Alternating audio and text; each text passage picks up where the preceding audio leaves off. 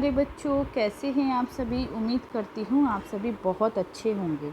चलिए बच्चों, आज हम सभी सॉल्व करेंगे हमारे विषय गणित की वर्कशीट। सप्ताह है 6, कक्षा चौथी, उप विषय है संख्या अनुमान। तो देखिए बच्चों, वीडियो स्टार्ट करने से पहले मैं आप सभी से कहना चाहूँगी कि जिन्होंने भी अभी तक मेरे चैनल को सब्सक्राइब नहीं किया है, प्लीज़ बच्चों रेड बटन दबा करके आप सभी मेरे चैनल जारेडा ऑनलाइन क्लासेस को सब्सक्राइब कीजिए। देखिए बच्चों, पहला प्रश्न दिया गया है, यदि एक बस में केवल 28 सवारियां जा सकती है तो अनुमान लगाइए कि ऐसी 2 बसों में क्या 50 सवारियां जा सकेगी, हाँ या नहीं। तो देखिए बच्चों, अगर एक बस में 28 सवारी जाती है तो 2 बस में कितनी जाएगी। 28 को हम 2 से गुना करेंगे, ठीक है, तो कितना हो जाएगा 56, ठीक है, 56 हो गया। तो 2 बसों में कितनी सवारियां जा सकती है, 56 जा सकती है। लेकिन इन्होंने बोला तो अनुमान लगाइए कि ऐसी 2 बसों में क्या 50 सवारियां जा सकती है। तो हमारा इसका उत्तर क्या होगा, हाँ, ठीक है, हाँ जा सकती है, ठीक है। अगला प्रश्न देखिए बच्चों, अगला प्रश्न हमारा क्या है, अनुमान लगाकर बताइए कि नीचे दी गई संख्याओं में से किन 2 संख्याओं का जोड़ 500 से अधिक होगा। सही विकल्प चुनें। तो देखिए बच्चों, आप सभी से यहाँ पूछा गया है कि यहाँ जो 2 संख्याएं जो आपको दी गई हैं, इनमें आपको बोला है कि किसका जो है जोड़ 500 से ज़्यादा होगा। तो देखिए बच्चों, हम जोड़ के देखते हैं, 152 और 241। तो ये हमारा कितना हुआ, 393, इसका नहीं होगा, ठीक है। दूसरा है 299 और 99।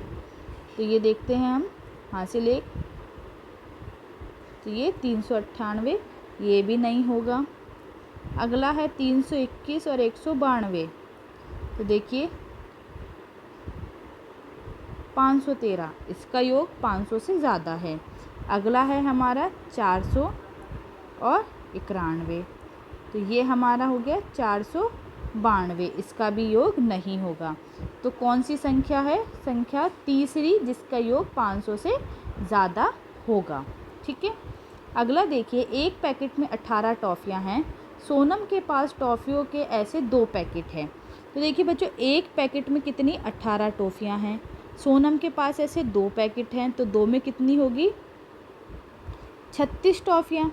यदि प्रत्येक बच्चे को एक ही टॉफ़ी दी जानी है तो क्या उसके पास 40 बच्चों में वितरित करने के लिए पर्याप्त टॉफ़ियाँ हैं। तो बच्चों इसका उत्तर होगा नहीं, क्योंकि देखिए बच्चों, एक पैकेट में 18 हैं तो 2 पैकेट में कितनी होंगी, 18 को 2 से गुणा करेंगे तो 36। उसके पास केवल 36 टॉफ़ियाँ हैं और बच्चे कितने हैं, 40। तो 36 टॉफ़ियों को 40 बच्चों में नहीं बांट सकती, क्योंकि एक बच्चे को एक टॉफ़ी देनी है। तो हमारा उत्तर होगा नहीं, ठीक है बच्चों। अगला देखिए, नीचे तालिका में दिए गए अंकों की सहायता से सबसे बड़ी व सबसे छोटी संख्या बनाएं, किसी भी अंक को दोहराए बिना। तो देखिए बच्चों, आप सभी को यहाँ अंक दिए गए हैं 5, 9, 0, 6, 7। इससे आपको सबसे बड़ी और सबसे छोटी यहाँ संख्या बनानी है, ठीक है बच्चों।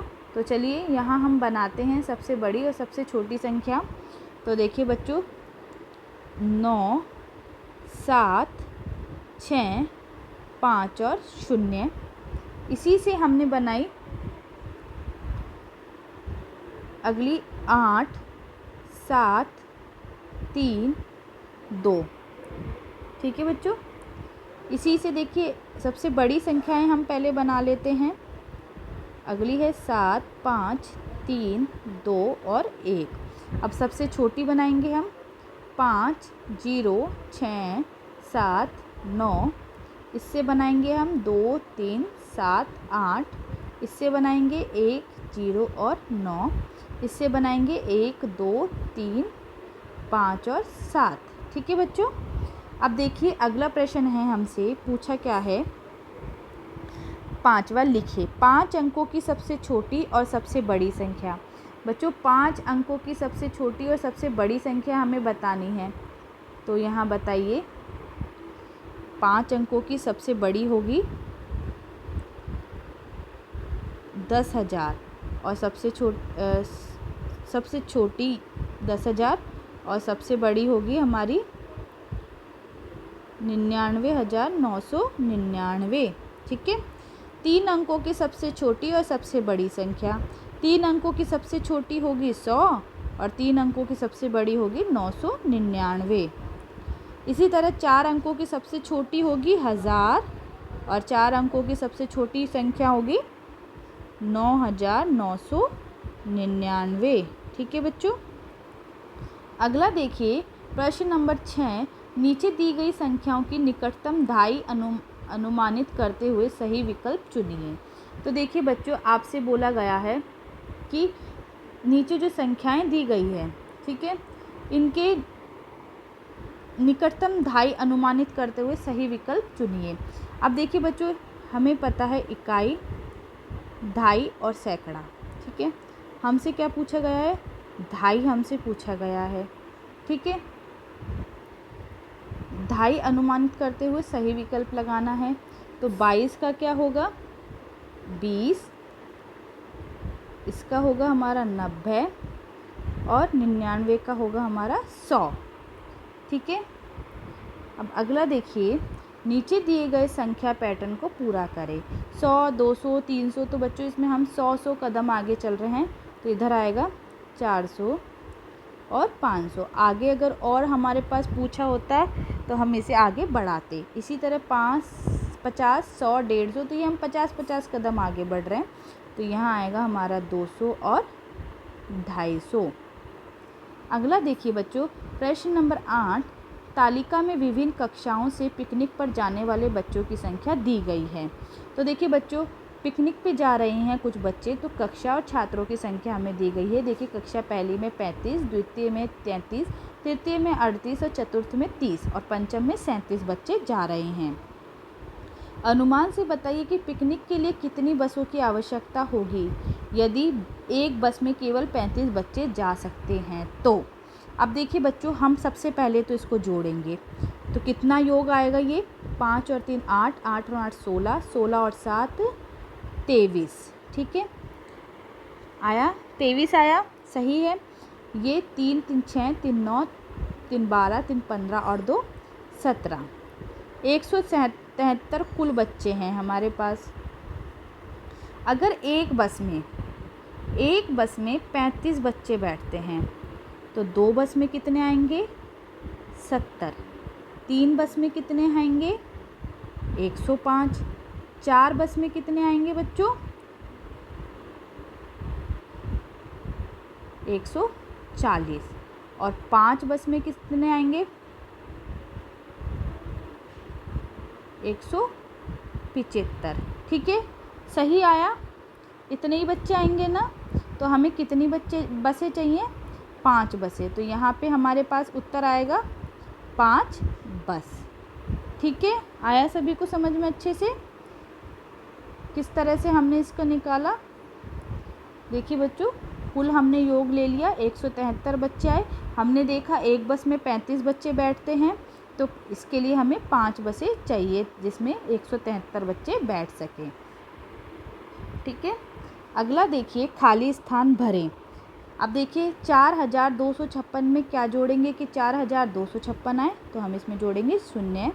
7864 को किससे गुणा करें कि शून्य आए, तो यहाँ लिखेंगे शून्य। 6753 में हम क्या घटाएंगे कि शून्य आए, तो 6753 में से 6753 घटाने पे शून्य आएगा। 7 का 7 से भाग देंगे तो क्या आएगा? 1। और 6549 में हम किसका भाग देंगे कि 6549 आए, तो हम इसमें देंगे 1 का भाग। ठीक है बच्चों। अगला देखिए, जीवन कौशल, घड़ी और कैलेंडर।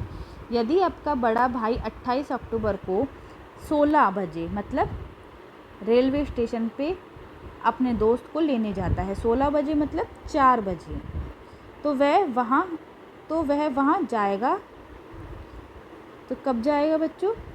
जैसे कि 28 अक्टूबर को 4 बजे जा रहा है, तो यहाँ हमसे पूछा गया है।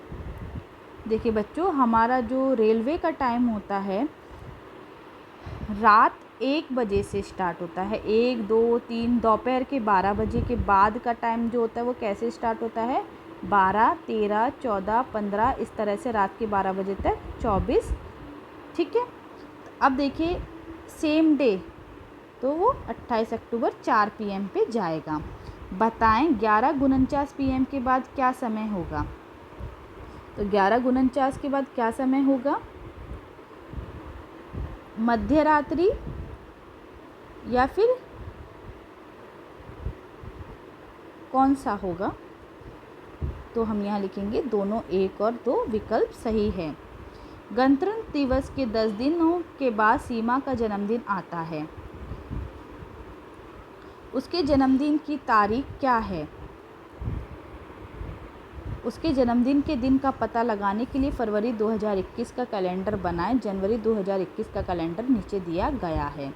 तो देखिए बच्चों, गणतंत्र दिवस हमारा कब आता है? 26 जनवरी को। इसके 10 दिन बाद तो 1, 2, 3, 4, 5, 1 तारीख हमारी सोमवार से स्टार्ट होएगी।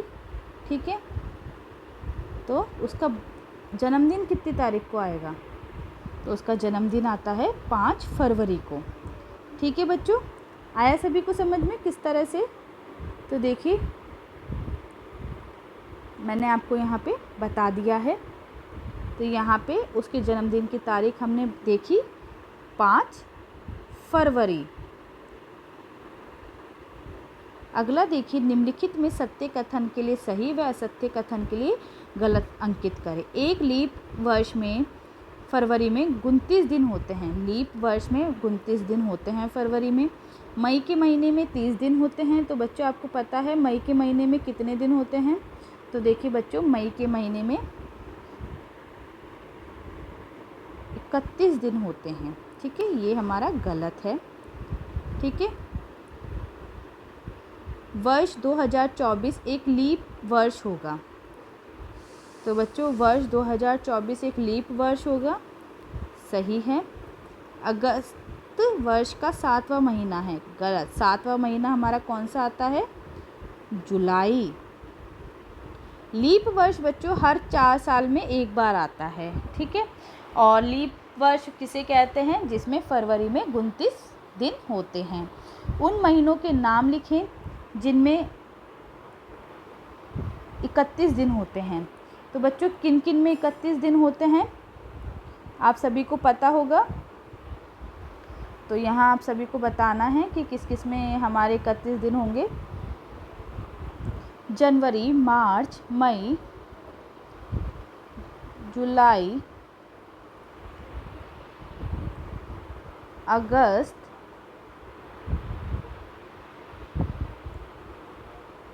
अक्टूबर और दिसंबर। ठीक है। तो ये महीने हैं जिनमें 31 दिन होते हैं। अगला देखिए बच्चों, संस्कारशाला छोटी छोटी पर बड़ी बातें। यदि कड़ी मेहनत आपका हथियार है तो सफलता आपकी गुलाम हो जाएगी। खाद्य पदार्थ, लाल रंग का खाद्य पदार्थ खाएं। उदाहरण के लिए सेब, तरबूज, गाजर, टमाटर, चुकंदर, लाल दाल आदि। परिवार के साथ समय, खेल, कैरम, लूडो अपने परिवार और दोस्तों के साथ खेलें। गतिविधि, अपने आसपास की वृत्ताकार चीज़ों के नाम की लिस्ट बनाओ। वृत्ताकार क्या होता है बच्चों? गोल गोल चीज़ें आपके आसपास देखेंगे तो बच्चों जैसे घड़ी, चूड़ी, बहुत सी चीज़ें हैं जो कि आपको अपने आसपास मिल जाएंगे। तो उनके यहाँ आपको नाम लिखने हैं। दैनिक दिनचर्या, निम्नलिखित आदतों को अपनी दिनचर्या में शामिल करें। अपने माता पिता का अभिवादन करके अपने दिन की शुरुआत करें। अपने दांतों को दिन में 2 बार ब्रश करें। प्रतिदिन स्नान करें। खूब पानी पिए और संतुलित आहार लें। अपने चेहरे को छूने से बचें और अपने हाथों को बार बार धोएं। अपना गृह कार्य समय पर पूरा करें। ठीक है बच्चों, आया सभी को समझ में? तो इस तरह से आप सभी को अपनी वर्कशीट कंप्लीट करनी है। उम्मीद करती हूँ बच्चों आप सभी को मेरा वीडियो समझ में आया होगा अच्छे से।